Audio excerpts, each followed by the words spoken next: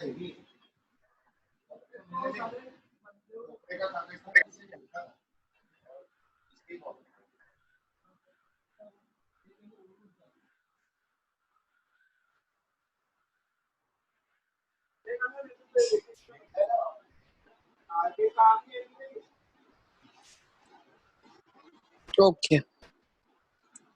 मेरी आवाज आ रही है सबको?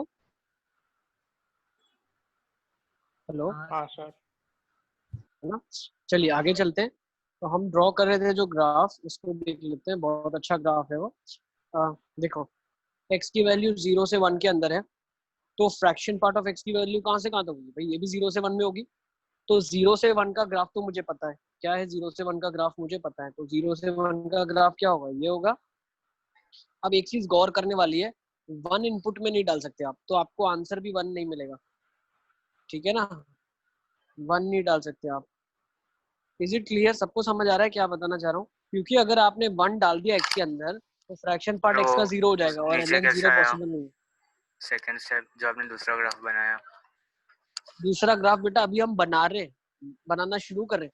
सिर्फ x इक्वल टू 0 से 1 डाला है अभी मैंने। ठीक है, पर सर वो कैसे डाला? कैसे ऊपर आना डाला? चाहिए ना सर। हाँ किधर सर, ऊपर आना आ चाहिए? गया अरे ये आ तो गया पूरा सर। ln x का ग्राफ है भाई। इसमें से अभी हम ग्राफ स्केच कर रहे हैं ln of fraction part x का। अब आपको ध्यान देना है, ये पीरियड क्या है? इसका पीरियड क्या 1 है, मतलब 1 के बाद साइकिल रिपीट कर रही है तो 0 और 1 है। 1 के बाद रिपीट कर रही है, तो रिपीट कर रही है तो कैसा बनेगा ग्राफ? ऐसा। फिर रिपीट कर रही है, फिर ऐसा, फिर रिपीट कर रही है, फिर ऐसा। ये आपका ग्राफ बन जाएगा।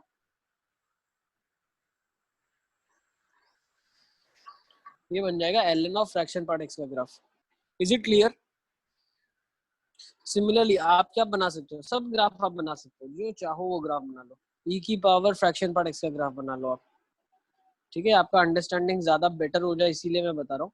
तो e की power fraction part of x का ग्राफ क्या बनेगा? e की पावर, अब मुझे एक चीज बताना, e की पावर x का ग्राफ ये फॉलो करेगा कहाँ से कहाँ तक? व्हेन x बिलोंग्स टू 0 से 1। अब 0 से 1 के बीच में e की पावर x का ग्राफ क्या होता है? एक सेकेंड, 1 पे क्या हो जाएगा? 1 पे अलाउड नहीं है, 0 पे ये, 1 पे अलाउड नहीं है। नेक्स्ट, समझ आ रहा है?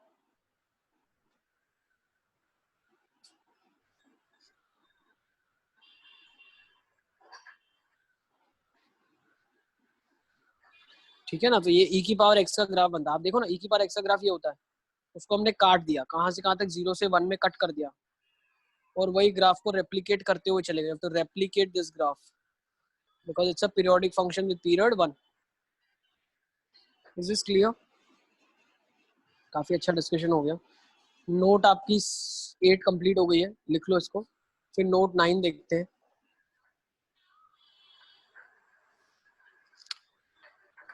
ठीक है, अब ध्यान रखना, बाहर वाले फंक्शन का, बाहर वाले फंक्शन के लिए हमने क्या बोला भैया? आपको, हमें कोई, हमें कोई फर्क नहीं पड़ता आपके बारे में। अंदर का फंक्शन पीरियोडिक है तो रिजल्टेंट भी पीरियोडिक होगा और वही पीरियड होगा। अब फिर बात करते हैं f of g of x की। ठीक है, अब बताया क्या हुआ है? एफ ऑफ एक्स पीरियोडिक है, ध्यान रखना, f of x is periodic, f of x is periodic and g x. तो सब केस 1 ले लेते हैं। मान लेते हैं जी एक्स क्या है आपके पास? जी एक्स भी पीरियोडिक है, इसका पीरियड मान लो t1 है। ठीक है, अब जी एक्स क्या है? G X is periodic with period t2। Is it clear? fx is periodic with period t1 and gx is periodic with period t2। तो डोमिनेटिंग हमेशा अंदर वाला ही होगा। तो f of g of x जो होगा वो पीरियोडिक होगा और उसका पीरियड क्या होगा? t2।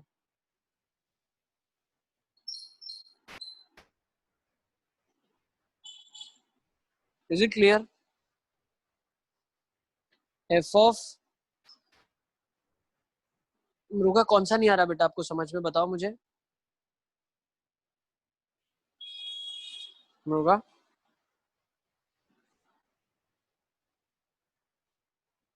आप अपने आप को अनम्यूट करके भी बता सकते हो, थोड़ा जल्दी बताएं। रुका, एम आई ऑडिबल? हेलो, मेरी आवाज आ रही है सबको? हाँ सर। हाँ सर। सर नोट 9 और 8 के बीच में कंफ्यूजन हो रहा है, माइक नॉट वर्किंग। 9 और 8 के बीच में कंफ्यूजन हो रहा है। 9 और 8 के बीच में हमारे पास बेटा क्या है, बहुत आसान है। नोट 8 ध्यान रखो, अगर composite function f of g of x है, एफ एक्स का हमें कोई लेना देना नहीं है, अगर जी एक्स पीरियोडिक दिया है तो वही पीरियड हो जाएगा, ठीक है। वही इसका सब केस 1 भी है। सब केस 1 का ये जो केस है ये एक्चुअली नोट 8 ही बोल रहा है। नोट 8 ने क्या बोला, एफ एक्स पीरियोडिक है T1 से, जी एक्स पीरियोडिक है T2 से, तो पीरियड क्या हो जाएगा, T2 ही हो जाएगा। बाहर वाले से हमें कोई लेना देना नहीं है, अंदर वाला जो पीरियोडिक है वही पीरियड गिना जाएगा। अब मान लो सेकेंड ले ले रहा हूँ, अगर मेरा जी एक्स है, ठीक है, वो एक लीनियर फंक्शन है, तो फंक्शन हो जाएगा f of a x plus b हो जाएगा, तो इसका पीरियड क्या हो जाएगा, T1 बाई ए हो जाएगा। सबको समझ आ रहा है ये किस नोट के साथ मैं रिजेंबल क्या कर रहा बोला, है? रिपीट इससे करो। पहले जब मैंने आपको पढ़ाया, मैं बोल रहा हूँ फंक्शन जी एक्स वो मानते लीनियर है, एक्स बी के फॉर्म है, तो पूरा फंक्शन अब क्या बन जाएगा, f of a x plus b बन जाएगा, और इसका पीरियड क्या हो जाएगा, T1 बाई ए हो जाएगा। ये बहुत ही ट्रिवियल है। क्यों, एफ एक्स का पीरियड अगर टी था तो f of a x plus b का पीरियड क्या हो जाएगा, टी बाई ए हो जाएगा। अच्छा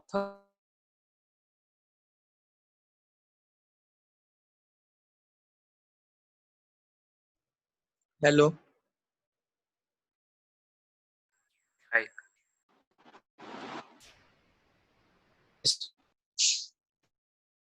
दिखेगा आपको, ठीक है।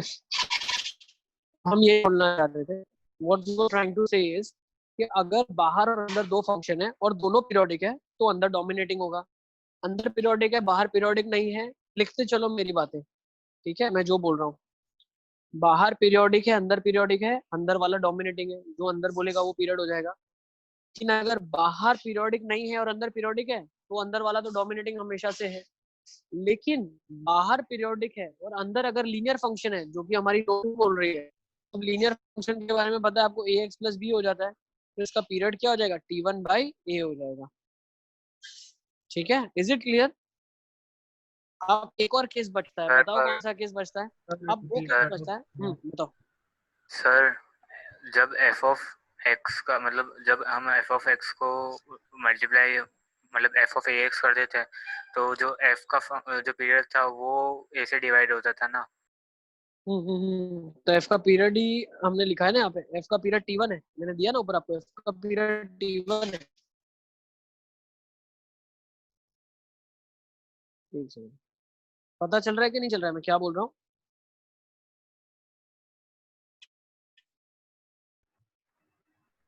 सर वो सर बाहर सेकंड पीरियोडिक और और अंदर पीरियोडिक वाला एक बार फिर से बोलो आप। ठीक है, मैं वही चीज बता रहा हूँ आपको, एफ का पीरियड ही T1 है, ठीक है ना, तो वही पीरियड ए से डिवाइड होगा, T1 बाई ए होगा। किसी को कोई भी पॉइंट में डाउट है तो फिर से आप एक बार पूछ ले। सर तो जी एक्स का पीरियड क्या है, T2 बाई ए कि जी एक्स T2 का ही है? पीरियड क्या है, जी एक्स एक लीनियर फंक्शन है बेटा, लीनियर, लीनियर का पीरियड थोड़ी होता है, लीनियर एक हाँ सर। स्ट्रेट लाइन होती है ना। हाँ सही है, चल सकते हैं आगे।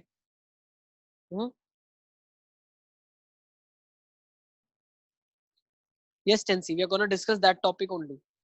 इसके बाद हम अभी, अच्छा f x is a periodic then, तो वो हम ऑलरेडी ऊपर का नोट देख चुके हैं, 8th वाला। एफ एक्स से हमें कोई लेना देना नहीं है, जी एक्स अगर पीरियोडिक है तो एफ ऑफ जी एक्स भी पीरियोडिक होगा और वो पीरियड जी एक्स ही बताएगा, ठीक है। अब हम एक केस भूल रहे हैं जिसमें एफ एक्स पीरियोडिक है, जी एक्स पीरियोडिक था, जी एक्स ए पीरियोडिक है, वो वाला केस अभी हमें देखना है। अब ए पीरियोडिक का एक केस हम देख चुके हैं जब वो लीनियर है, इज इट क्लियर? लेकिन अगर लीनियर नहीं होता है और कोई फंक्शन और होता है, जैसे कि अगर आपका एफ एक्स पीरियोडिक है और जी एक्स जो है अब वो आपका ए पीरियोडिक है, तो आपका एफ ऑफ जी एक्स क्या हो जाएगा? Your question should be this, आपने जो क्वेश्चन पूछा वो क्वेश्चन का आंसर हम आगे दे चुके हैं नोट 8 में, कि अगर एफ एक्स ए पीरियोडिक है तो भी f of g x periodic होगा, अगर जी एक्स पीरियोडिक है तो अंदर वाला फंक्शन डोमिनेटिंग है। अब हम बात कर रहे हैं एफ एक्स अगर पीरियोडिक है और जी एक्स ए पीरियोडिक है, तो एफ ऑफ जी एक्स क्या हो जाएगा, ये आपके लिए हमेशा ए पीरियोडिक हो जाएगा, this is always a periodic. अब हर एक के बेस पे क्वेश्चन देख लेंगे तो ज्यादा क्लैरिटी आपको मिल जाएगी। इसको लिख लो आप, 3 केसेस मैंने बता दिए, ठीक है। जीएक्स के ऊपर डिपेंड करेगा एफ ऑफ जीएक्स क्या होगा, पहला एफएक्स पे वाला डिपेंड नहीं केस करेगा। पहला वाला केस दोनों पीरियोडिक है, दूसरा वाला केस अंदर वाला एपीरियोडिक है लेकिन लीनियर है, और तीसरा केस अंदर वाला एपीरियोडिक है लेकिन लीनियर भी नहीं है। अब तो नेट फंक्शन एपीरियोडिक ही होगा, ठीक है। अब हर एक के ऊपर मैं क्वेश्चन दे रहा हूँ आपको, फटाफट फटाफट हम आइडेंटिफाई कर लेंगे। लिख लो आप। एक ले लेता हूँ, cos ऑफ 3x + 5। एक एक को अंडरस्टैंड करेंगे। cos fraction part x, cos of x², sin of 1/2x + 7, root of fraction part x, fraction part of root x। बहुत अच्छे, चलो ठीक है ना। अब शुरू करते हैं, लेट्स स्टार्ट। पहला क्वेश्चन, cos ऑफ अंदर लीनियर फंक्शन है, तो अभी मैंने आपको बताया था ये थर्ड के, ये हमारा कौन सा सेकंड केस है, समझ आ रहा है, सेकंड केस है। इसका हाँ पीरियड सर। क्या हो जाएगा, 2π/3 हो जाएगा। Next, cos of fraction part of x, बाहर का भी पीरियोडिक है अंदर भी पीरियोडिक है, डोमिनेटिंग कौन सा होगा, हमेशा अंदर वाला, पीरियड क्या जाएगा 1। नेक्स्ट, cos ऑफ x², ये समझ आ रहा है, अभी थर्ड केस है ये। बाहर का फंक्शन पीरियोडिक है, अंदर का ए पीरियोडिक है, x² थोड़ी पीरियोडिक होता है, तो ये क्या बन जाएगा आपके लिए, ए पीरियोडिक। ये क्या बन जाएगा, a periodic. Next, sine periodic है, 1/2x + 7, क्या ये पीरियोडिक है, नो, तो रिजल्टेंट क्या बन जाएगा, a periodic. Is it clear, सबको समझ आ रहा है। नेक्स्ट, मैंने बताया था आपको, फंक्शन है अंदर वाला डोमिनेटिंग है, तो अंदर वाला क्या है, पीरियोडिक है, तो पीरियड क्या हो जाएगा 1। नेक्स्ट, अंदर वाला क्या है, ए पीरियोडिक है, तो नेट क्या हो जाएगा, a periodic. Sir. Sir fourth yes वाला बेटा, क्वेश्चन समझाओ। फोर्थ वाले में अंदर जो है वो ए पीरियोडिक है बेटा, लीनियर नहीं है, 1 वाला ग्राफ है। 2x + 7 लीनियर होता है, 1/2x + 7 तो ए पीरियोडिक होगा। इज इट क्लियर,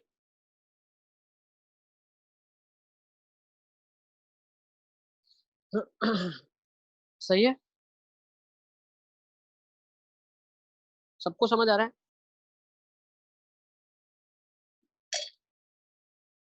इसी की जगह अगर मैं ये बता दूं आपको, फ्रैक्शन पार्ट ऑफ e⁻x, और बता दूं e⁻ फ्रैक्शन पार्ट x, तो बहुत ही ट्रिवियल है। अंदर वाला ए पीरियोडिक है, तो आंसर क्या आ जाएगा, ए पीरियोडिक।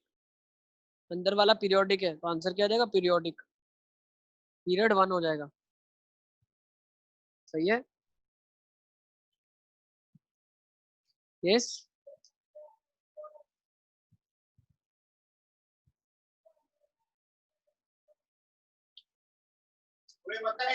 सबको समझ आ रहा है मैं क्या बताना चाह रहा हूँ, is it clear. Sir yes बेटा, सर सेकंड लास्ट क्वेश्चन में मतलब जो फैक्टर पार्ट ऑफ एक्स में 0 to इन्फिनिटी जाएगी वैल्यू, तो 0 to इन्फिनिटी में फैक्टर पार्ट ऑफ एक्स तो 1 ही पीरियड देगा ना।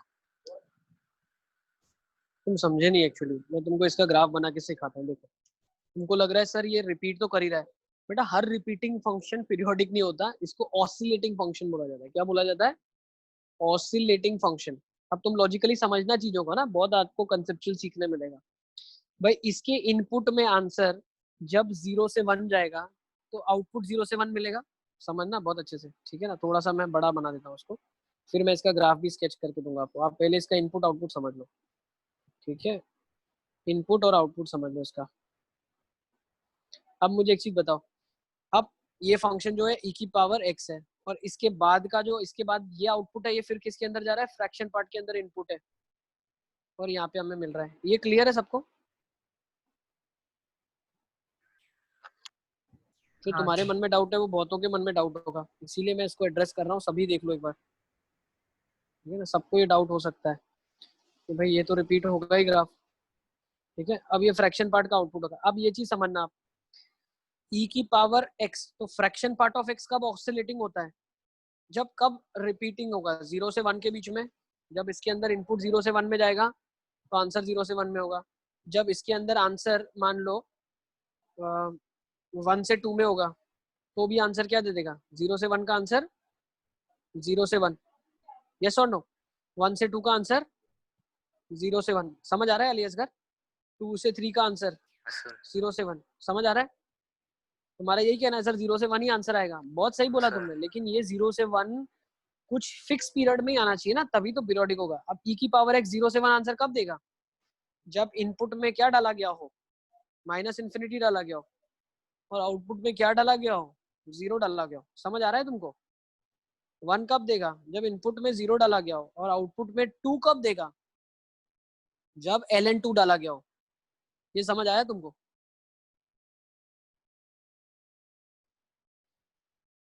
e की हाँ सर। पावर x आंसर 2 कब देगा? जब x ln2 होगा। नेक्स्ट, ये क्या होगा? ln2 से ln3। समझ आ रहा है? तो अगर तुम इसका ग्राफ स्केच करते हो तो पहला आंसर लाने के लिए -∞ से 0 डालना पड़ गया, सही है? फिर दूसरा लाने के लिए कहां से कहां तक डालना पड़ा? इज इट क्लियर मैं क्या बताना चाह रहा हूँ? -∞ से 0 मैंने वैल्यू डाली, तब मेरे को 0 से 1 आंसर मिला।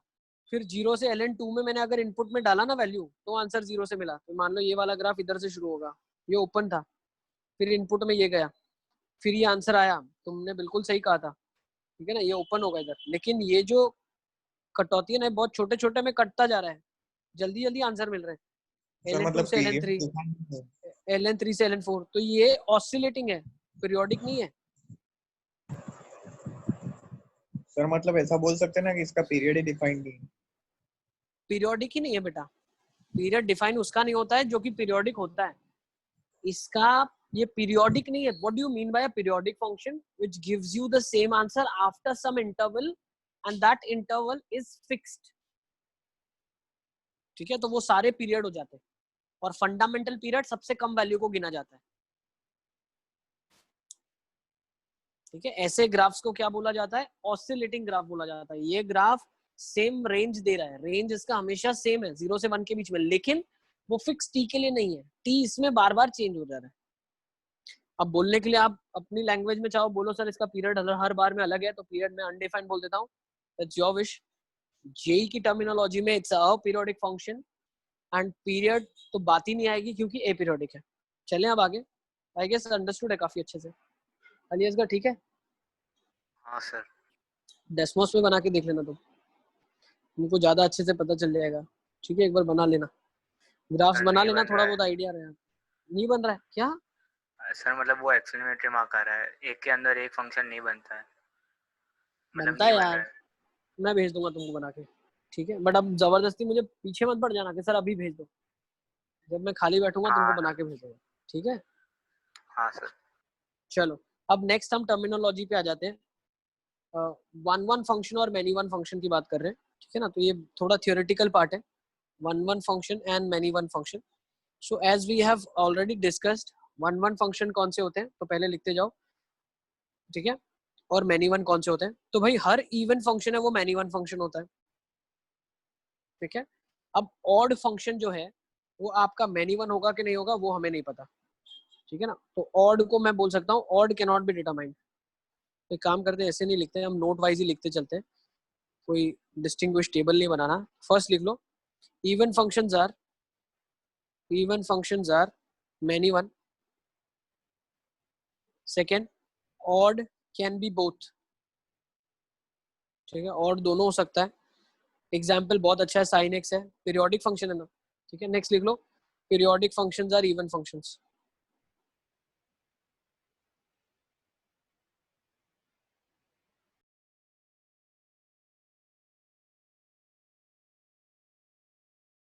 जो कि हम इधर ऊपर देखा हमने, fluctuating functions again are many one functions. Fifth point लिख लो, मल्टीपल रूट्स, अगर किसी के मल्टीपल रूट्स आप निकाल सकते हो तो वो भी मैनी वन फंक्शन है। ठीक है, next, even degree polynomial again many one. क्यों? उसके इवन डिग्री के तो इवन रूट्स होंगे ना। ठीक है, इवन डिग्री मैनी वन है ना।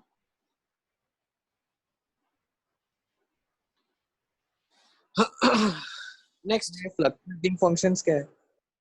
ये अभी जो हमने ऊपर ड्रॉ किया बेटा, ऑसिलेटिंग फंक्शंस, इसको फ्लक्चुएटिंग भी बोलते हो आप। फ्लक्चुएट कर रही है ना वैल्यू इसकी। ठीक है, fluctuating functions are many one functions. Next, और क्या बोल सकता हूँ, जो फंक्शन स्ट्रिक्टली इंक्रीजिंग और स्ट्रिक्टली डिक्रीजिंग होते हैं, वो फंक्शन को हम क्या बोलते हैं? वो फंक्शन को हम बोलते हैं one one function. One one function की खासियत कब होती है? जब फंक्शन कंटिन्यूअसली बढ़ रहा है, मतलब एफ डैश एक्स उसका greater than equal to zero है और एफ डैश एक्स उसका लेस देन और इक्वल टू जीरो है। अब एक चीज आप ध्यान रखना, f dash x greater than equal to zero, f dash x less than equal to zero का मतलब क्या है? F dash x should not change its sign, should not change its sign। F dash x ने जैसे अपनी sign बदल दी, plus से minus हो गया, फंक्शन इंक्रीजिंग से डिक्रीजिंग में कन्वर्ट हो गया, और जब इंक्रीजिंग से डिक्रीजिंग में कन्वर्ट हो गया तो फंक्शन मैनी वन हो जाएगा आपका उसी टाइम।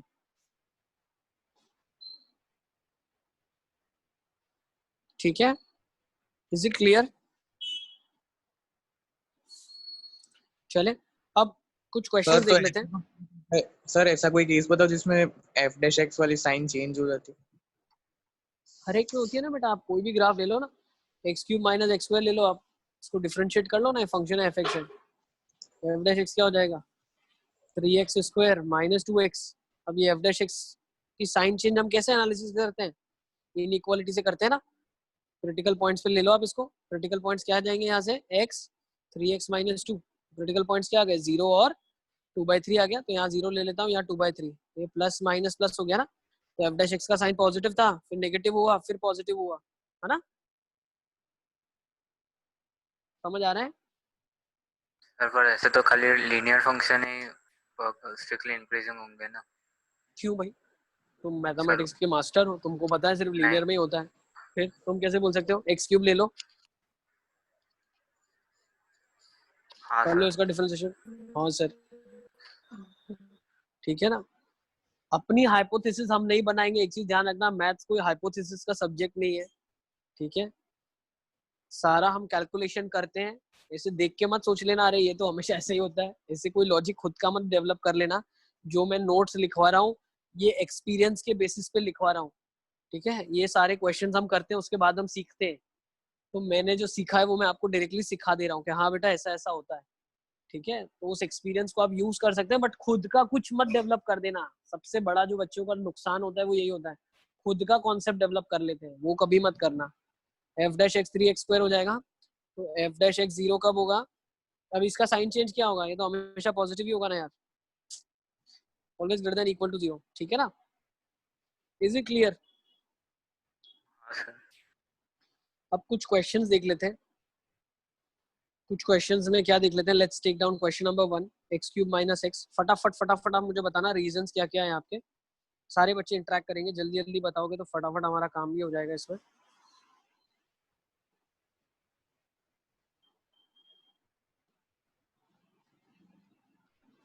और जितना पढ़ा है उतना ही आप एग्जामिनेशन में प्रिपेयर करके अच्छे से जाओ, ठीक है। एक दो क्वेश्चन आपको फील होगा कि यार ये हमने नहीं पढ़ा है, वो भी डिटर्मिनेंट्स में हो सकता है, ठीक है। फंक्शंस में तो 99% हमने कवर कर लिया है,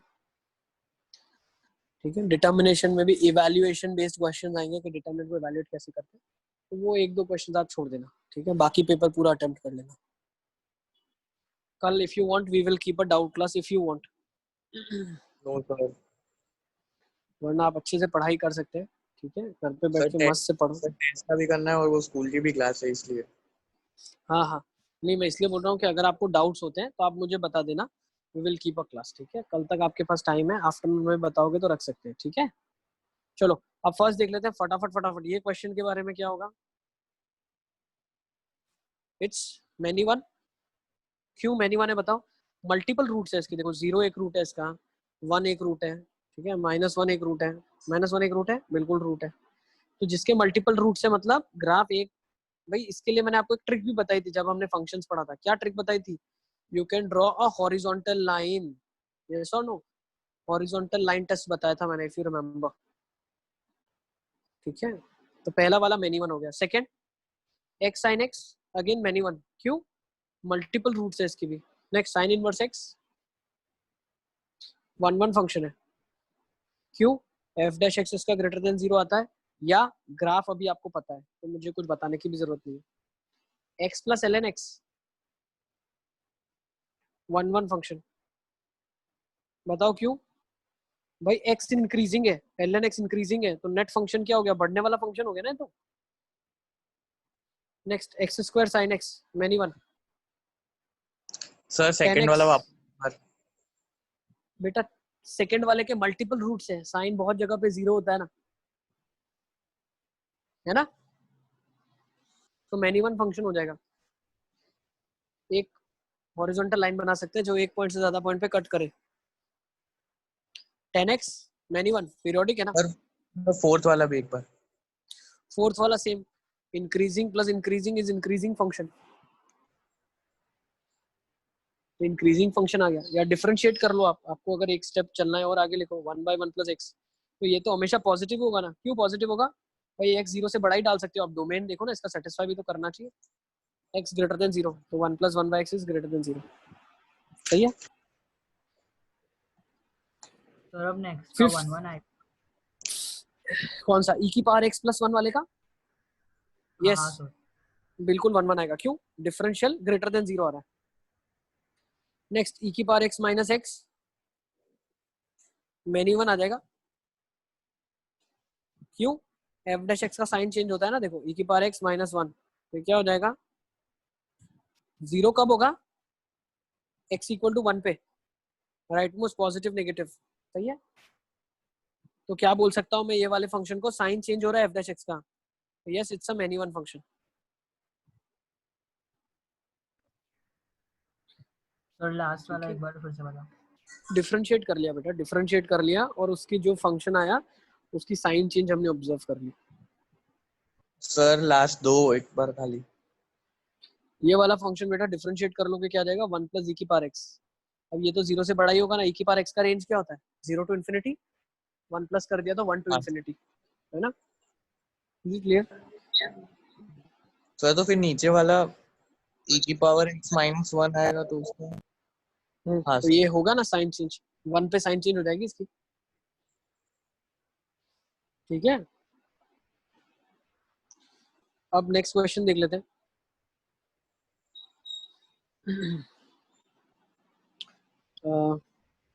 नेक्स्ट एक्चुअली टाइप देख लेते हैं, अभी कंपोजिट फंक्शन देख लेते हैं। क्वेश्चंस और भी बहुत सारे हैं करवाने को, कोई एंड नहीं है क्वेश्चंस की, तो बट थ्योरी आपका एटलीस्ट में थोड़ा बहुत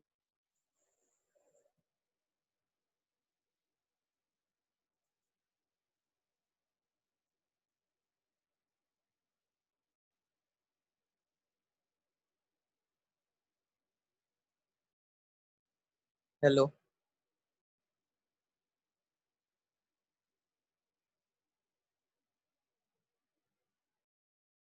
सर।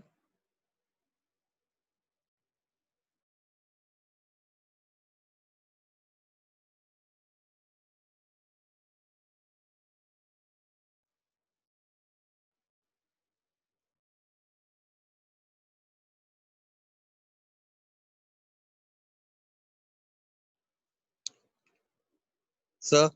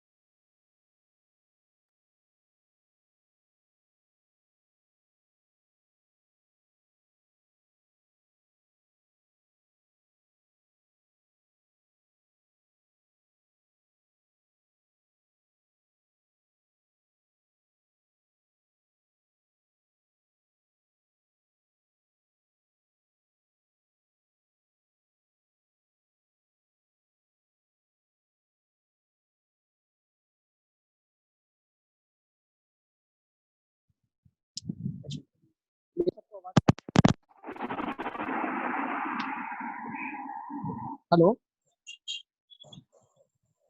हेलो। ठीक है, अब आ रही है आवाज। हाँ, सबको मेरी आवाज आ रही है? हाँ सर। देखो, हाँ सर। हम कंपोजिट फंक्शन के बारे में पढ़ रहे हैं।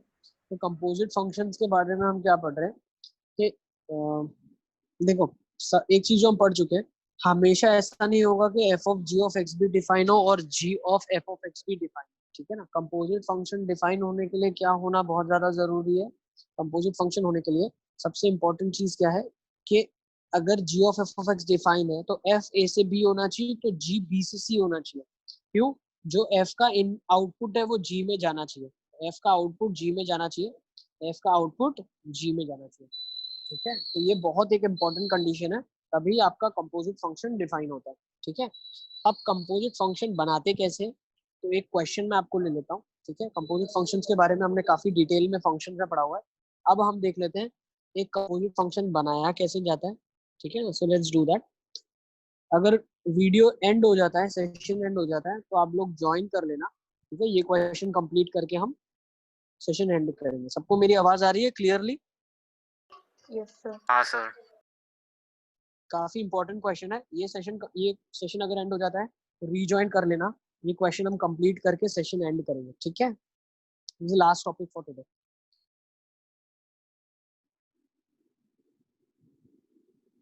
आपके पास मान लो दो फंक्शन दिया है, आपको बोला है find g of F of x. अगर आपने क्वेश्चन समझ लिया तो आपके हर एक क्वेश्चन सॉल्व हो जाएगा जो भी कंपोजिट फंक्शन पे आता है। एफ एक्स दिया है, जी एक्स दिया है, मुझे क्या करना है? जी ऑफ एफ ऑफ एक्स करना है। तो जी के अंदर क्या डालना है? एफ एक्स डालना है। So let's do the substitution, try to understand. तो जी एक्स क्या दिया हुआ है? तो g of F of x मेरा क्या हो जाएगा?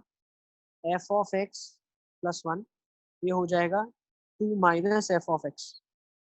फंक्शन ढूंढना है सिर्फ आपको। ठीक है, क्या करना है? फंक्शन ढूंढना है। तो जी के अंदर क्या आ गया? एफ एक्स गया है। अब जहां जहां एक्स था वहां एफ एक्स डाल दिया, तो ये क्या हो गया? F of x less than zero, और ये क्या हो गया? F of x greater than equal to zero. Is it clear? क्या ये स्टेप सबको क्लियर है? अब सबसे इंपॉर्टेंट जो चीज है वो एफ एक्स है, तो हम एफ एक्स के पास आ जाते हैं। तो हम एफ एक्स को बोलते हैं भाई हम आपका ग्राफ बना लेते हैं। तो एफ एक्स का ग्राफ क्या हो जाएगा मेरे पास? ये क्वेश्चन सबने लिख लिया है, पहले इसको लिख लो। ये स्टेप तक सब लोग आ जाओ, फिर हम आगे चलते हैं साथ में। हमें एफ एक्स दिया है, हमें जी एक्स दिया है, हमें जी ऑफ एफ ऑफ एक्स निकालना है। तो g of F of x निकालने के लिए जहां जहां पे जी में एक्स है वहां वहां मैंने एफ एक्स डाल दिया। सबका ये स्टेप क्लियर है? यस, यस और नो? हेलो,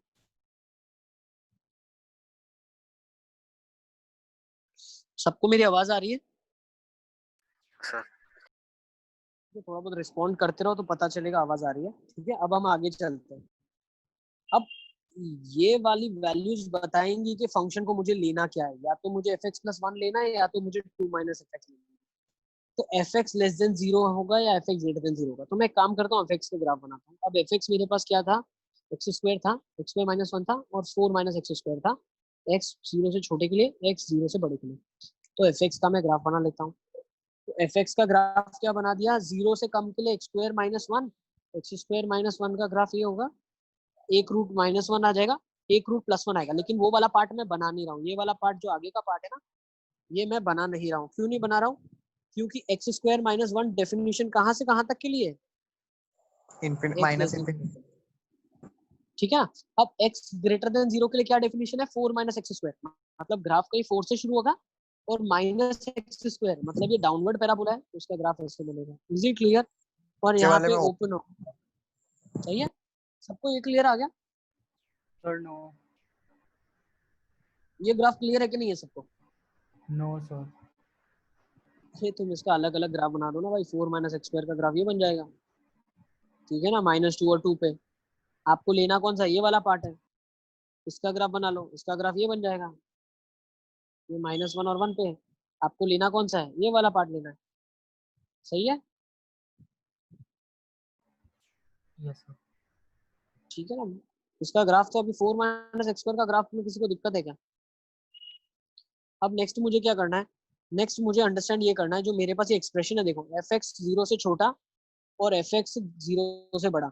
एफ एक्स 0 से छोटा कहाँ कहाँ है? देखो एफ एक्स 0 से छोटा एक इस इंटरवल में है और एक इस इंटरवल में है। तो एक्स की क्या क्या वैल्यूज है?